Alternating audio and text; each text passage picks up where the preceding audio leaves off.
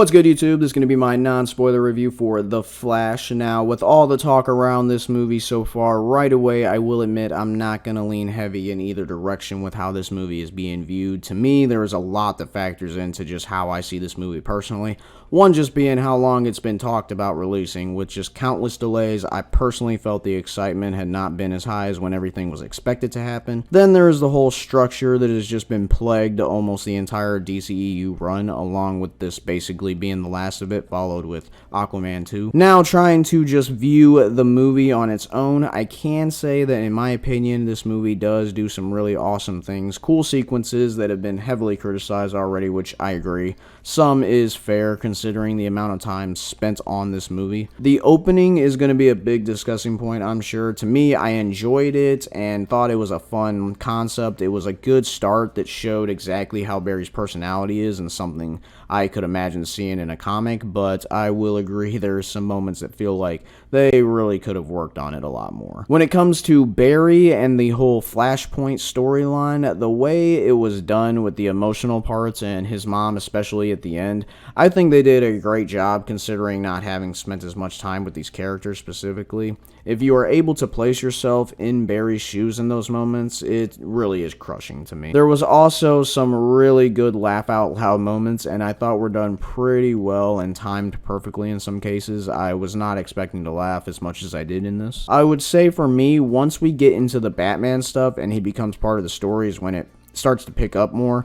I liked just about everything we see from Batman, especially there's a certain fight scene that he has that is very Batman-like and just really cool to watch. Supergirl was pretty cool to see, and I think when it came to her portrayal, it was very much like the source material from what I know of. For some reason, it feels like it was more of a wasted character, though, when it comes to how this whole DCEU itself is ending, and also just felt forced in here because of the villain needing someone that could match them for the time being. Most credit I can give this movie is when it comes to the aspect of the storyline itself and what it means at the end. For many who can relate in a similar way when it comes to wanting to go back and change the fate of ones you love, but ultimately having to accept them, it hits really hard in those moments. Few quick things to point out. First being, I personally, when it came to the multiverse stuff, thought the design of how they interpreted them was really awesome and just looked visually cool. Concept-wise, maybe, not visual effects-wise, but for the most part,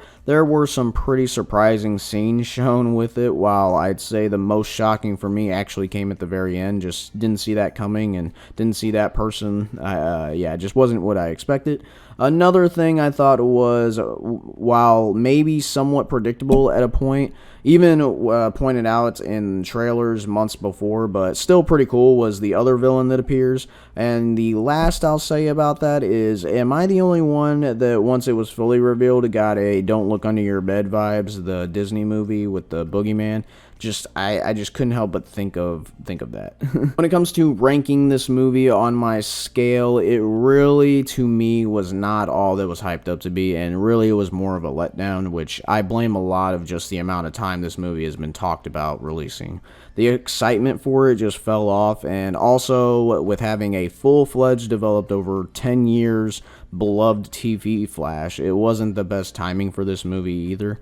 While I loved the emotional scenes and story side of it with some actual pretty good laughs, it isn't enough for me to make it a 1 when it has some very strange CGI or visual choices, as they say, throughout it, as well as a story that doesn't feel like it has weight behind it or even meaning, while feeling more so less cohesive. I don't think I can say this movie was a total disaster, box office excluded, because that definitely was a disaster. But when it came to just like my enjoyment, my personal enjoyment, I think it fairly lands at a 2 for me. I can already see many having it as a 3 though, labeling it just trash, and even some placing it as a 1.